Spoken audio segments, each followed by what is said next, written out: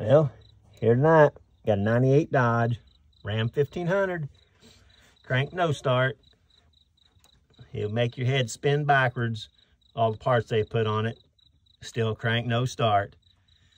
And we're borrowing some juice from a sparkulator here. And we got us a rod in the end of that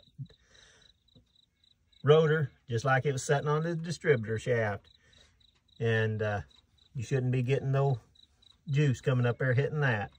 If it is, that means it's going straight to ground, and that's the reason it's not firing your plugs. There's a ground wire right there. We're gonna fire it up. Well, I say ground wire, it's a ground wire, but it's got voltage coming out of her. It's not getting none off it. Oh yeah, right there, that's killing it.